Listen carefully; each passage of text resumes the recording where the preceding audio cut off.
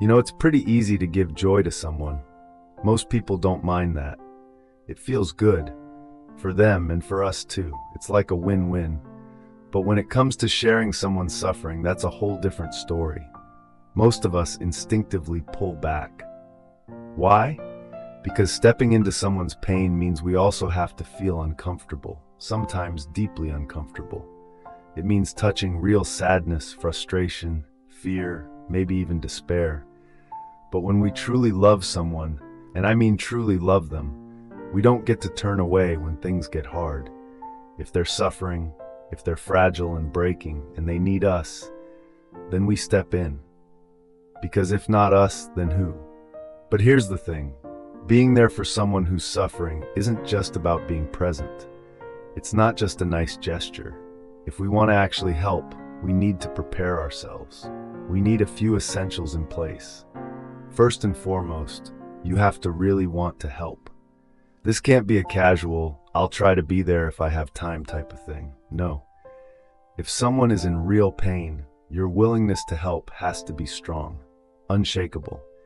You need to look at their suffering and say, this matters. I'm committed. That means making space, not just in your schedule, but in your energy. You want to show up with presence, not just physically, but emotionally and mentally too. Second, you have to be willing to learn. This might sound obvious, but a lot of people forget this part.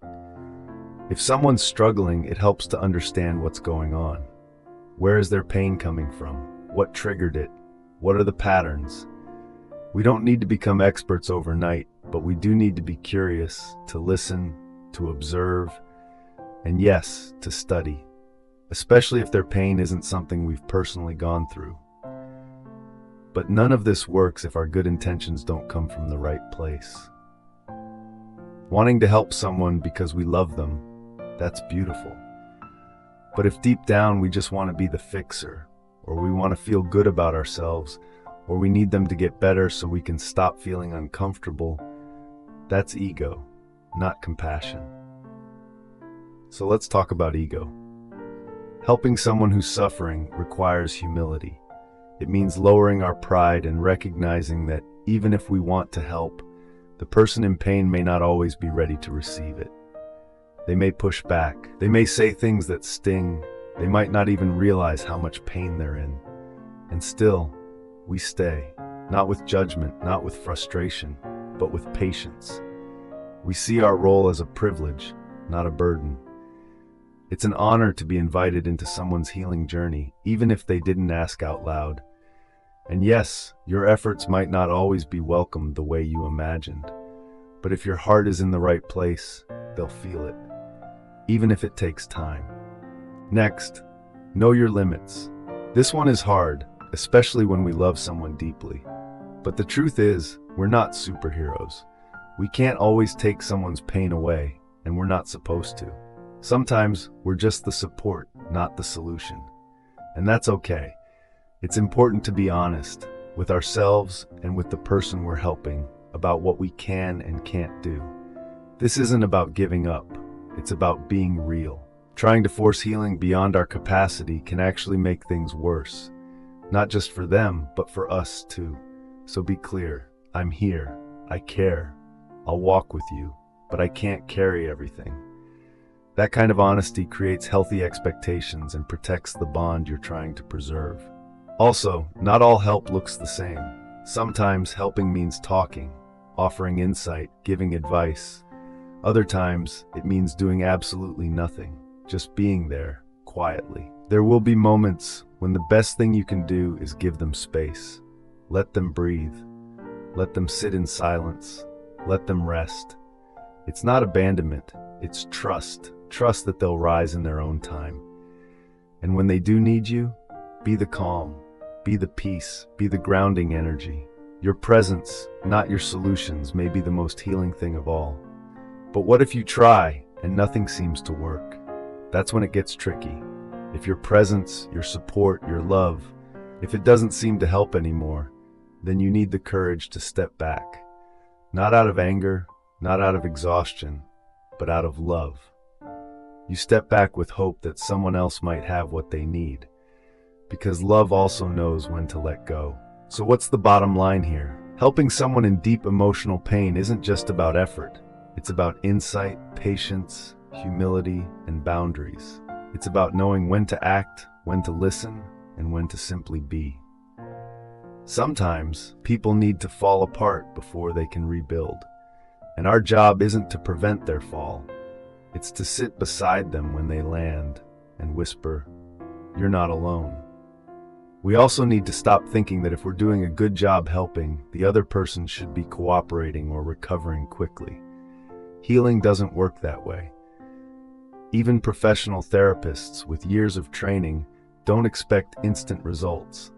They understand that healing is a process. It takes time, it unfolds, and every small step forward counts. Your loved one wants to heal. They don't enjoy this pain, but they may need time. Time to feel, to grieve, to understand what went wrong, to slowly rediscover their strength and peace. That time is not wasted, it's necessary. And your presence, your patience can help create the safe space they need for that discovery to happen. Don't forget, the role you're playing is sacred. You're a support, a gentle guide, a steady hand. But don't let ego take the wheel. Don't get offended if they lash out or pull away. That's part of the pain talking. Even when it's hard, remind yourself they're hurting more than they're hurting you. And they need love, not judgment, to find their way back. Let's talk about something really important. The emotional strength you need to keep showing up. Because here's the truth. Being a source of support for someone in pain doesn't just affect them, it affects you too. And if you're not careful, it can slowly wear you down. Not because you don't care enough, but because you care so much that you forget to take care of yourself.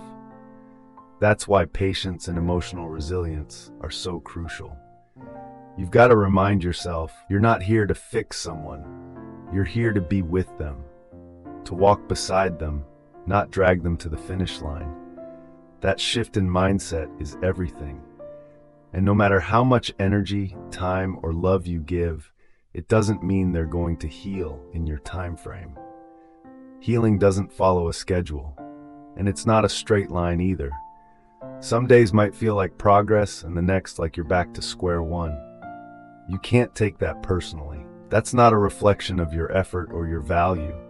That's just the nature of emotional recovery. Even doctors and therapists, people who've studied healing for years, don't expect their clients or patients to instantly improve, because they understand this is a process, a long one, and often a very unpredictable one. So the question is, can you stay steady even when the results aren't visible yet? If you can, that's real compassion. That's mature love. Here's another mindset shift that might help.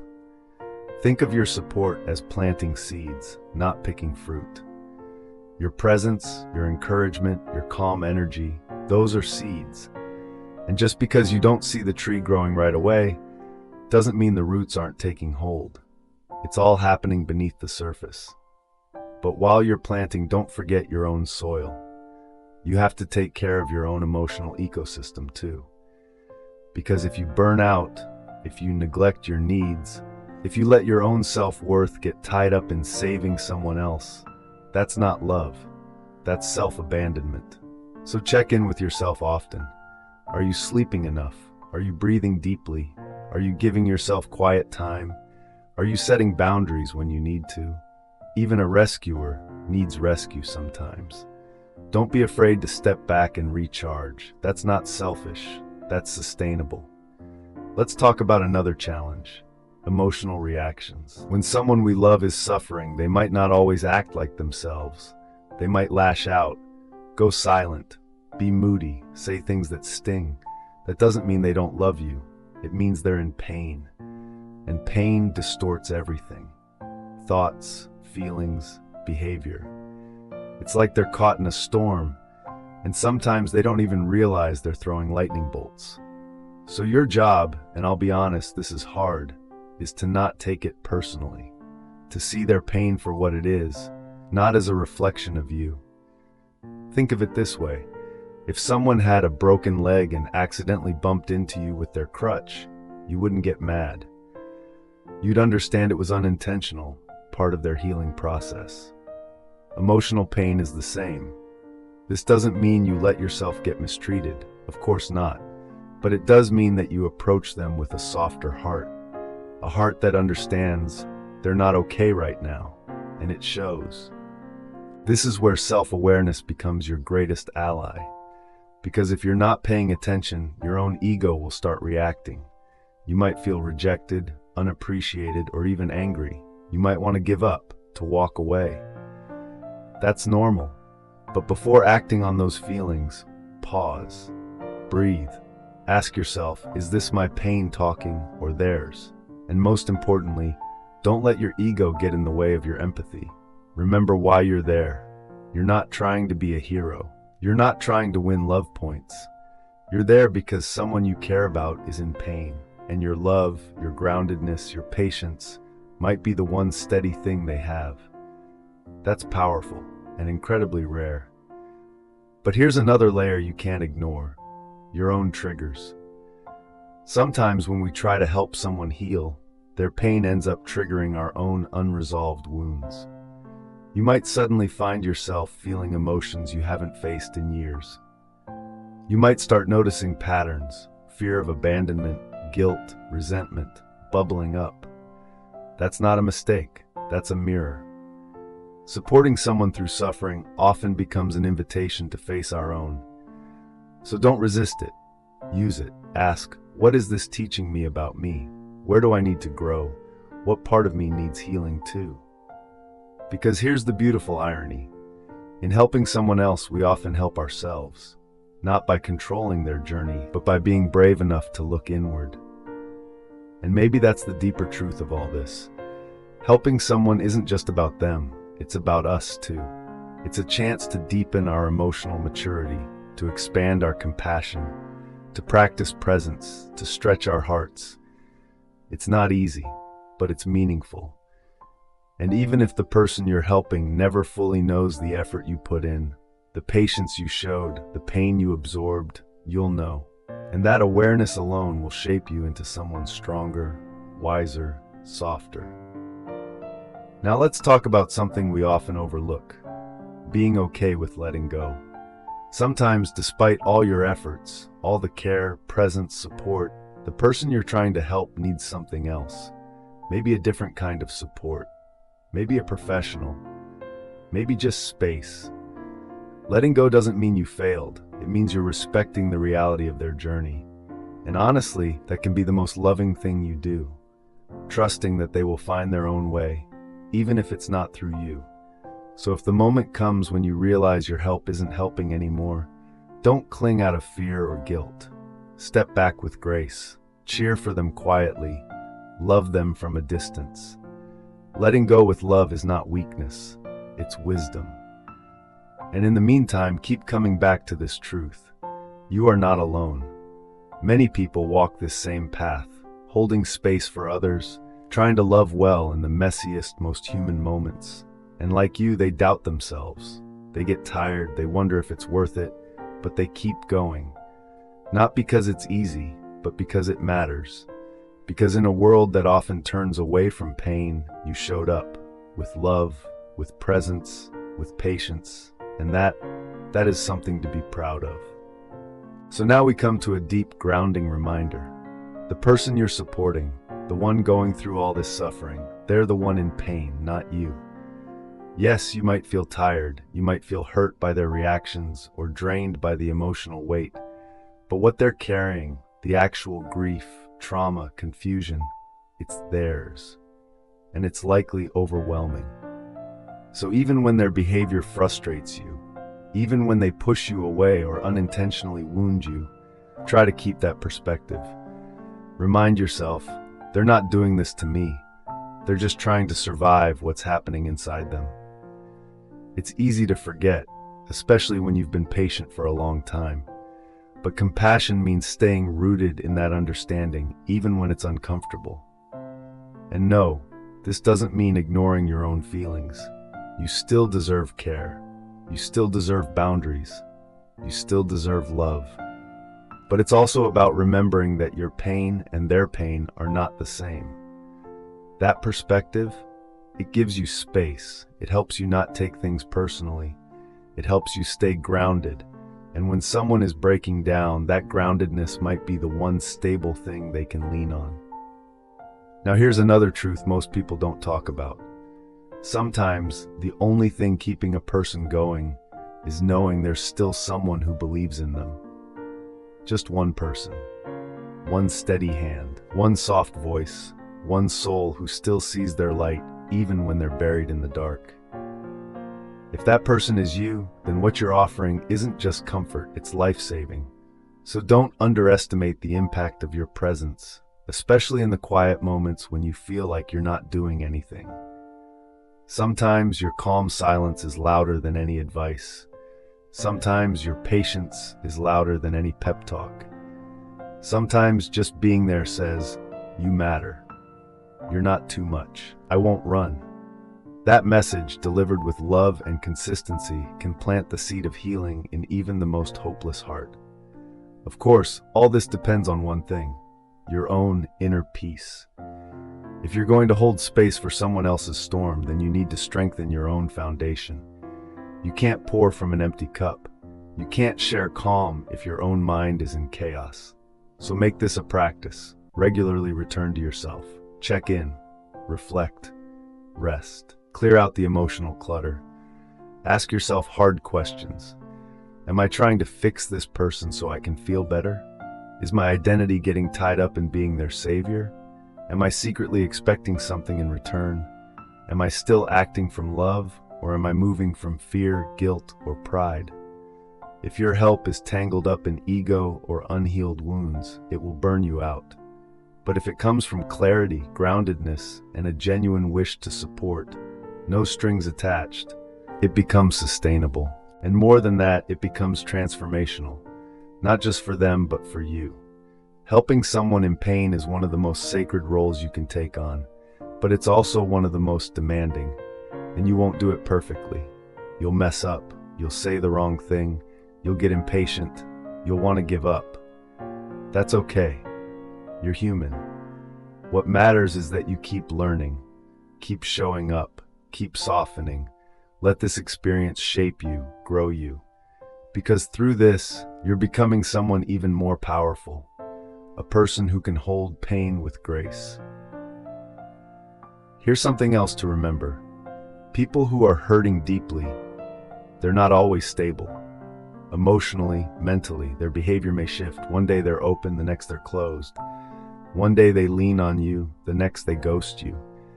One day they're hopeful, the next they want to disappear. That's not you failing. That's what deep pain looks like. It's unpredictable. So don't expect consistency from them. That's your job. You be the consistent one. You be the calm. You don't need to be perfect, but you do need to be steady. You need to remember that they're not acting like this on purpose. They're drowning. And sometimes drowning people flail. Sometimes they hit the person trying to save them. So yes, set boundaries, protect yourself, but don't lose sight of the bigger picture. They're not well, and when people are unwell, they don't always behave well. If you can hold that truth without resentment, you're walking the path of real compassion. Another important piece: don't base your care on how they respond. If you only show up when they're grateful, if you only stay when they're sweet and cooperative, then you're not actually helping. You're trading. But real love, it's not transactional. That doesn't mean being a doormat. It means you choose to show up from a place of clarity, not neediness. You help because you've decided to love, because you want to, not because you need applause. This kind of love is rare and powerful, and it changes lives. Lastly, here's something subtle but powerful. When you help someone heal, you help yourself evolve. Every time you choose patience over pride, every time you choose presence over performance, every time you say, "I see your pain and I'm not afraid of it," you grow. Helping someone through suffering is like fire. It burns away illusions, ego, expectations. It teaches you how to love for real. So don't run from it. Don't wish it away. Let it refine you. Let it bring out the best in you. Because at the end of the day, this isn't just about them. It's about who you become in the process. Someone more present, someone more patient, someone more real, someone who knows how to love, even when it's hard. And that is one of the most beautiful things a human can learn. So stay steady, stay kind, stay awake, and when in doubt, just ask yourself, what would love do right now? Then do that, even quietly, even slowly, even imperfectly. Because even imperfect love heals.